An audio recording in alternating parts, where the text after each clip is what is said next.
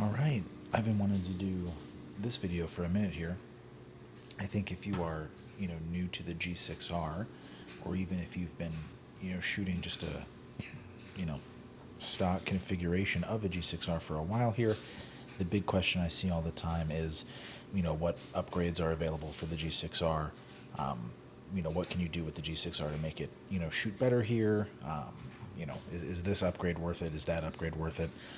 So I wanted to do as comprehensive of a rundown on every single G6R accessory that currently exists for the G6R. So at the time of this video, there are going to be some things that I am mentioning that, if you're watching this in the future, maybe it doesn't exist, or, maybe there's some new stuff after this video that exists now that didn't at the time, but in the year 2023, these are all the things that are available for the G6R here.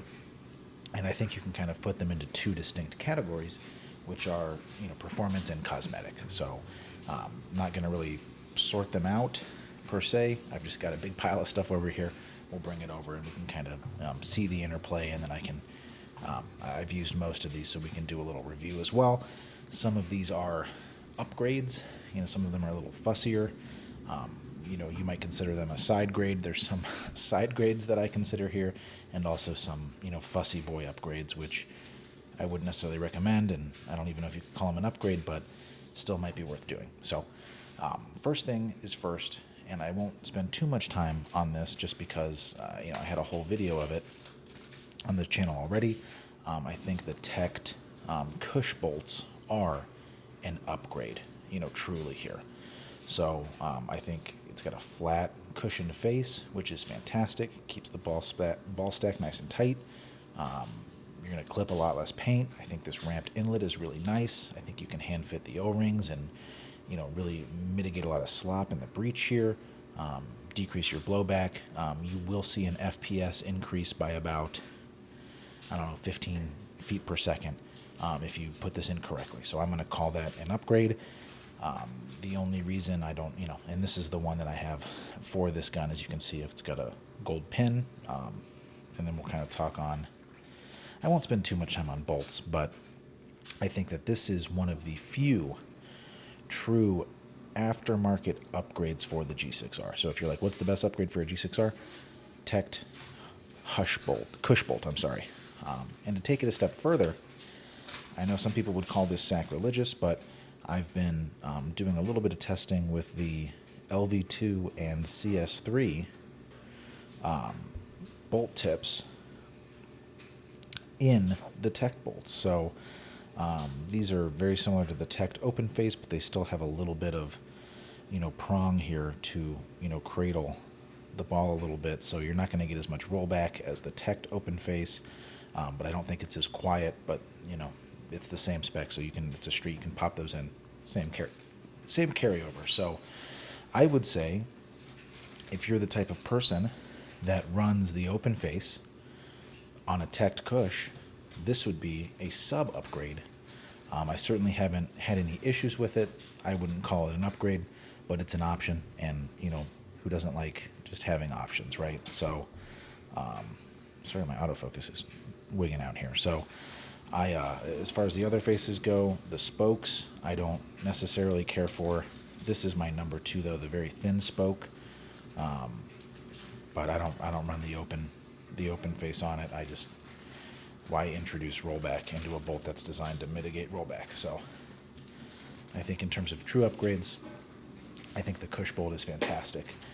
In that same vein, I think the old school, the Hush bolt, you can pick one of these up for probably $15, $20 at this point. If you don't want to spend $50, I would recommend you just spend the money and get the Cush bolt, to be honest with you. So I'm not going to spend too much time just going through different bolts, but some people would consider, the thumb drive an upgrade. I am not one of those people, to be honest with you, because it is just the premium bolt with a shittier bolt pin that it will break and get lost eventually.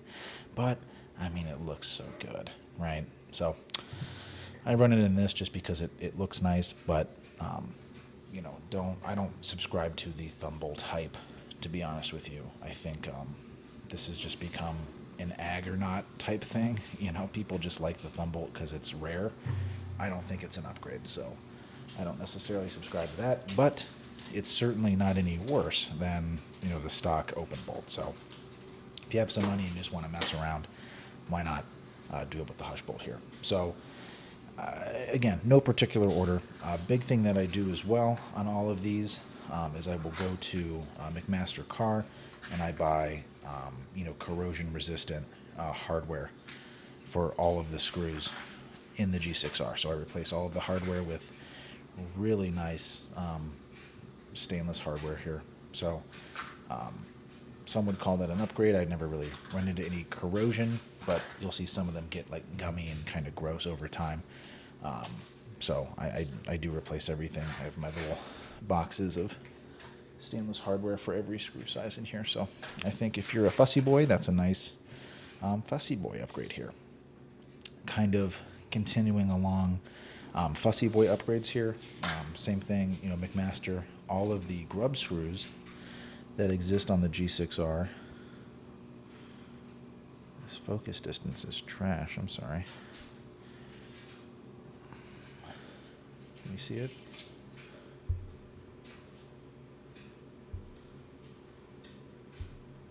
Sorry. Okay, well, will it let me?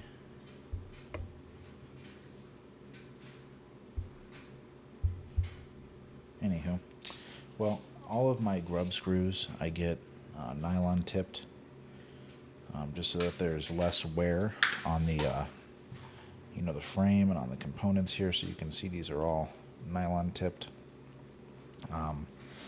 Again, fussy boy upgrade. It's not, you know, I wouldn't call it mission critical to have nylon tipped screws on everything, but, you know, it is an upgrade that exists. I think it, you know, shows you take care of your stuff. So let's kind of go into feed neck then. So the G6R feed neck, if I was making a, you know, 2023, if I was making a G7R, there isn't too many things that I would address, to be honest. I think the form factor, I think everything is great. One of the things I would change is the feed neck. So the stock feed neck, there's no, you know, lip. The actual, you know, standoff is just completely smooth. So you really have to torque the stock feed neck on there, and, you know, you're gonna lose your feed neck at some point as a G6R owner.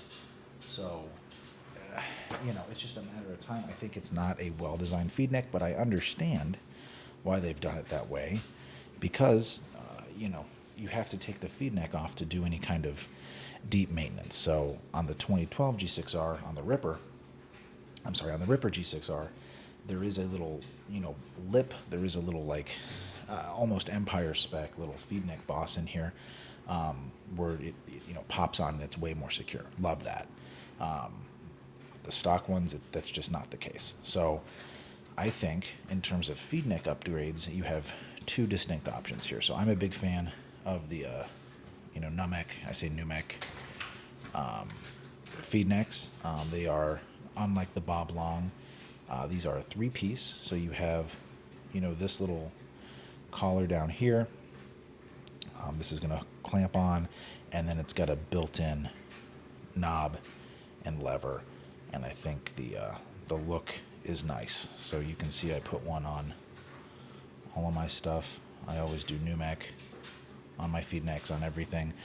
If you're sending a gun to anodizing, just get a Numec feed neck, because it is cheaper and more available. Well, not cheaper, but it's effectively the same price as the, you know, actual thumb wheel, you know, upgrade kit here.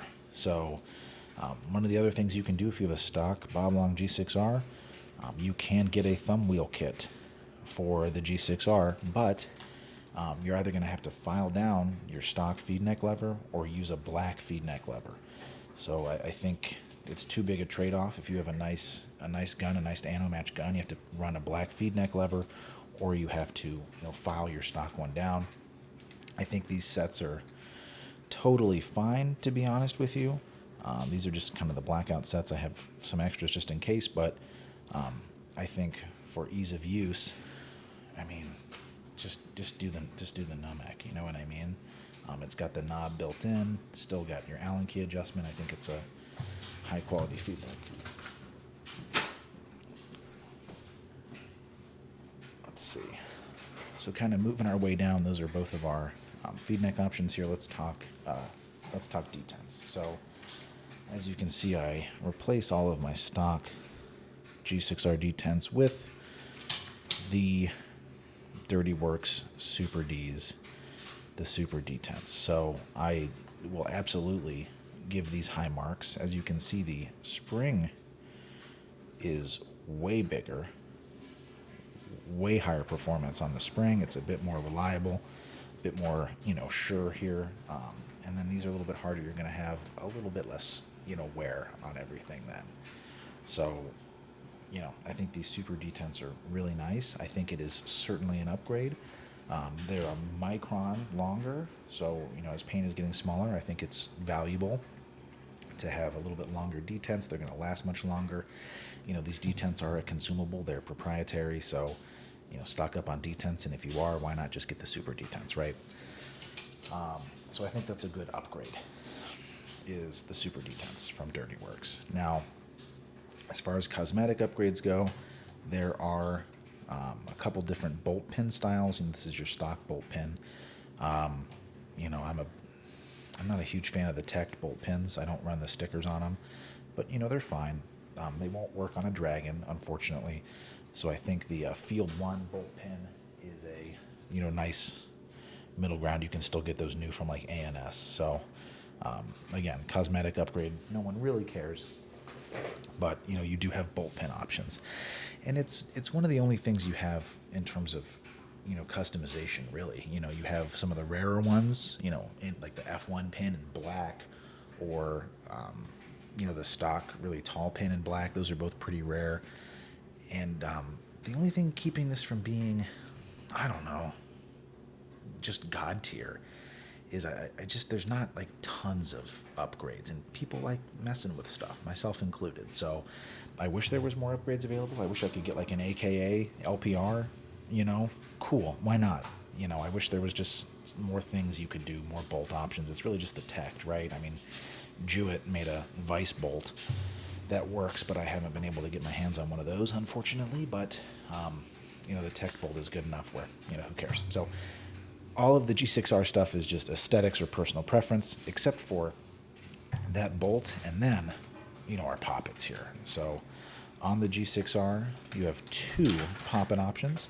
You have the stock, I'm going to call it high pressure, but the brass stock poppet, and then the stainless low pressure poppet. So if you're wondering what the differences are between the two, as you can see, the low pressure poppet in stainless is a hair longer than, I'm trying to line these up, just really not much longer, but a millimeter longer than the high pressure poppet. What that allows you to do, and if you think about a G6R, your low pressure, that controls the cycling, that's your cycling pressure. High pressure is your valve pressure. That is the pressure of the air coming out. So if your poppet is a little bit longer, that ram is going to hit a little bit sooner. Your mechanical dwell, so your valve is going to be open a little bit longer. You can lower the pressure of the air that is required to shoot a paintball. You're going to get a softer shot at the expense of some efficiency. One thing, though, is that you can already shoot over a case on a 68. Everybody plays with 77s or 90s or whatever. I think someone low pressure poppet modded this high pressure poppet. So I guess that's worth noting. You can put an O-ring on the stem of your high pressure poppet and turn it into a low pressure poppet. I don't like to do it. I would rather just shoot the low pressure poppet, but it makes them effectively the same length, where you can get the benefit of the low pressure poppet. See, that's kind of the true length comparison there. Yeah, there we go. See what I mean? So you can see how much longer the low pressure is than the high pressure. This one had a fake low pressure poppet mod on it. So yeah, you can just put like a number 6 O-ring on there. On your valve stem, on your brass high pressure poppet, lengthens it a little bit, effectively turns it into a low pressure poppet. You get a lot of the same benefit. I had one kind of back itself off and then start getting hit, kind of at an angle, and it had some premature leaking. So I think this is, if you're in a pinch, because low pressure poppets are hard to find, I think you can O-ring mod a high pressure poppet. What I will say though, is that the G6R should have come stock with the low pressure poppet and just called it the stock poppet. And then the upgrade would have been the high efficiency poppet. I think that the shot quality with the low pressure poppet is so insanely better than the high pressure poppet. It's absolutely worth the efficiency trade-off, but if like you're one of those guys that loves efficiency, it's like, hey, you can have a high pressure poppet. I would have had it come stock with the low pressure poppet, but I see why it was sold separately, because that's a nice little upgrade. People pay for it. Why not, right? So I think, if you have a G6R, if you've just picked one up, take out your valve, see if it's brass or stainless. If it's brass, find a stainless one, find a low pressure poppet, grab yourself, a Cush bolt here, and your G6R is good to go. Those are really the only functional upgrades. Which kind of brings us into, I don't want to say, aesthetic, but some semi-functional upgrades, but not really. So these are all stock rams. So there's a couple different rams available for the G6R. There's four rams that are available for the G6R here. So first one, just your stock ram. As you can see, it's, completely solid. Nothing weird about it. This is the stock rammer. Tect makes what I consider to be a fantastic upgrade, the zero ping rammer. So as you know, there's a little ram cap in there. This ram, ding, ding, ding, ding, ding, ding, ding, ding, ding, as you're shooting it, ding, ding, ding, ding, ding, it's dinging into that cap. It's making a pinging noise, the classic G6R ping. So much so, as people love to complain, that Tect made the zero ping ram. It's the exact same in every way, except the back is, recessed and there's a little O-ring in there. So now you've got a rubber on rubber type of thing, and you're not going to have any pinging. So if your G6R pings and you don't like it, you can put a zero ping ram in there. I personally put a zero ping ram in everything, because why would you want it to ping if there's something that's exactly the same that makes it not ping? So why not, right? Thirdly, and I guess in terms of availability, they did do a hollow ram. So on the Signature series and on the Dragon, I believe they came stock with the hollow ram. It's the stock bob long ram, but it's drilled out, it's hollow, and I don't know if there's a single person who will swear by a hollow ram. I ran one for a little bit just to kind of see if there was any kind of appreciable benefit. I think because it is so much lighter, you do have to, compensate for that on your pressures, and I don't like the shot that it results with. So, if you're playing uncapped semi, I guess, similar to the Zik rams, here's your light ram, right? If you want crazy efficiency, if you're running a high pressure poppet, put a hollow ram in there, put your 4CIs in there and play uncapped semi, and you're going to have a great time, but just, it's not relevant for today's style of play. I don't think it's a real upgrade. It's kind of finicky. People don't like it. And then in terms of finicky, here is the Gen 6 Lurker Eigen Ram. It weighs, and I wish I could tell you by looking at it. I wish I had a little scale or something. Big differences are, one, it's maybe 5 times lighter than the stock ram. This thing is so light, it's crazy. They also give you a updated valve spring to help compensate for how light it is. I mean, on the Vices, there were some people running it with no valve spring at all, which is just, crazy. World's lightest valve spring, super light ram. As you can see, it is also longer. So the mechanical dwelling feature, the longer mechanical dwell of the low pressure poppet, this ram does that with the ram. So you have to run it with a high pressure poppet, If you run it with a low pressure poppet, you'll never get up to velocity. So, you have a high pressure poppet.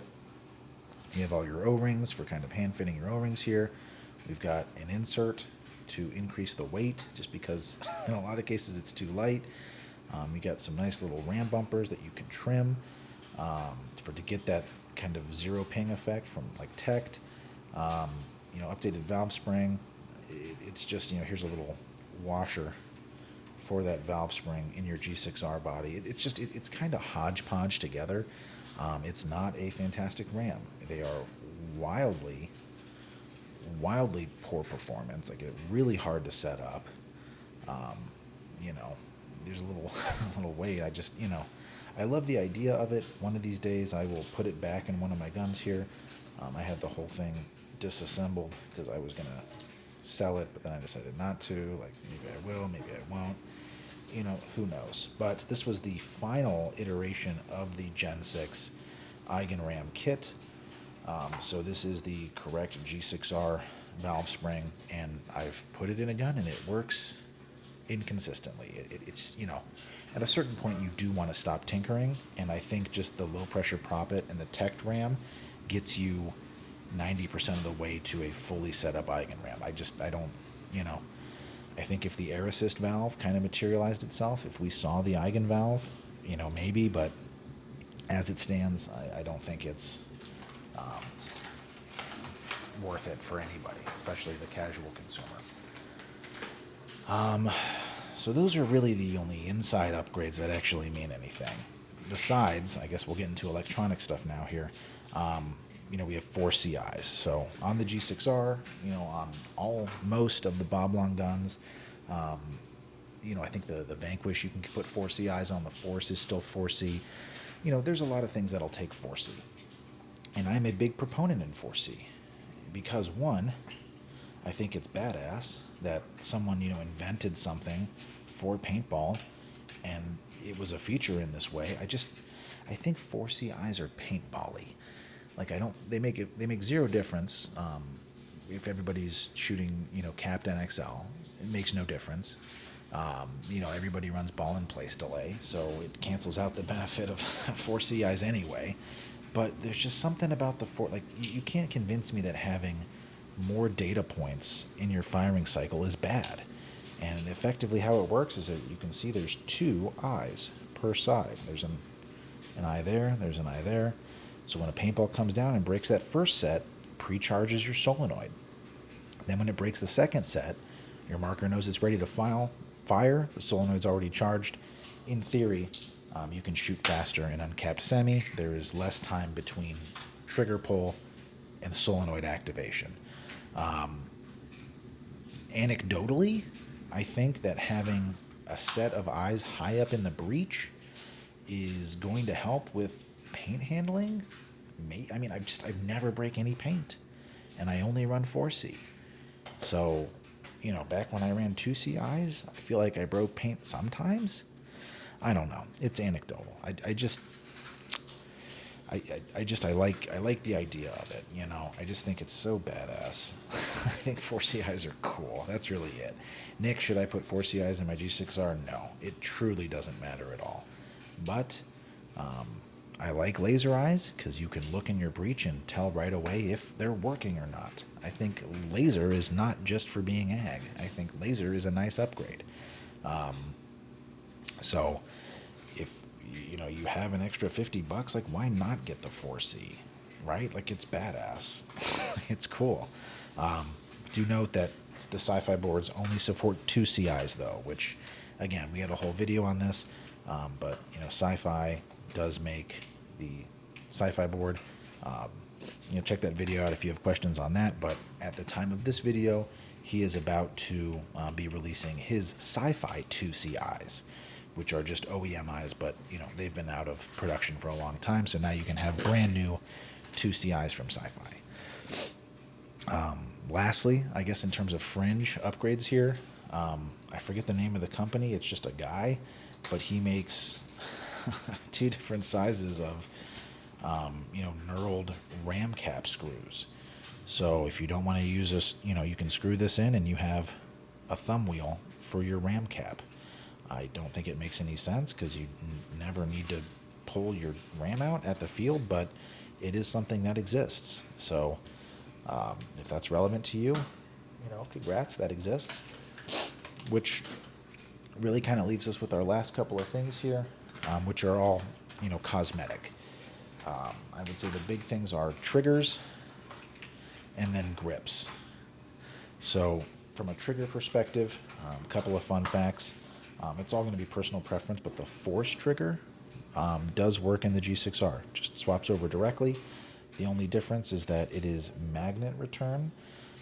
You will have to magnet mod your G6R, which means glue a magnet to where the spring goes on your solenoid manifold. So, you do have to magnet mod it, or, just run it without a spring, like whatever. But if you want a deuce, you can get a field one force trigger. Additionally, I think the best trigger ever made for the G6R is the Violent series scythe. It is the best performing trigger. I think it's the best feeling trigger in all of paintball is a Violent scythe on a G6R. And then also all the triggers from like the Insight and Onslaught and stuff like that. Those also, this is one of the composite ones from I think a Phase. Those all work in the G6R too. All of those work. And then at the time of this video, if you're in the legit Bob Long G6R group, Kazuki is 3D printing really nice triggers. These are a lot of fun. The resolution on the 3D print is very high. It's a different type of process than like a regular 3D printer apparently, but very nice. It feels on par with the Violent stuff, to be honest with you. Very robust. And then Marcus has some Delrin triggers, which you're just going to have to overpay for if you find one on BST groups. But that's all personal preference. Like a trigger is a trigger is a trigger for the most part. Let's see. I guess the only other things are just grips. I really like the Bob Long wraparounds. Field 1 does make grips for the Force. You will see that they carry over exactly as well. So you can put Force grips on a G6R. You just have to trim a little bit of this gasket here. So the G6R has a little indentation. You just got to take a razor and trim this a little bit until it fits. But if your grips are getting like grimy and gummy and gross, Force grips absolutely fit. At the time of this video, there is a gentleman on eBay making carbon fiber panels for the G6R. So I wish the screw holes were recessed, but they are not, unfortunately, which kind of sucks. The screws are a little bit proud, which I don't love, but the carbon fiber ones are nice. And then he also makes aluminum panels. I had a set done for this as well, so you can anno match your grips to your gun. So again, personal preference. I think the old school wraparound grips are the best. And then if you're running a sci-fi, the indicator light does work on the sci-fi. And I guess last two upgrades. One, I don't use Triflow anymore, and I know I always sound like a teched meat rider, but like these gun drops, it's the same, I don't want to say viscosity, but it's the same lubricosity factor. It's just as slick and just as light. It's not like a lube, it's an oil, but it stays on your bolt like 50 times longer. You're not pulling your bolt out during a day of play. Like you can start your day and then end your day and your bolt is still slick. So I'm a big fan of this. A lot of people like the Eclipse oil that comes with the Ego. I think this is better than that. And then two, not an upgrade, but if you plan on being a G6R guy, find yourself a pressure tester just for troubleshooting, maintenance, and repair, and then put some big, Ashcroft gauges on it. I think the best upgrade you can do for a G6R is big Ashcroft pressure tester.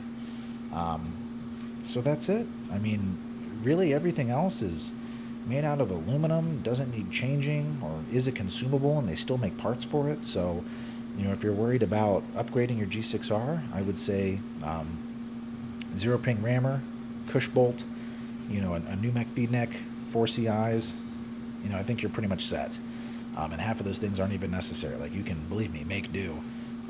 with 2 CIs and just a regular trigger, you don't need any of this stuff. So I think it's fun to kind of make stuff your own. I think, if you're trying to do that, just anodize it.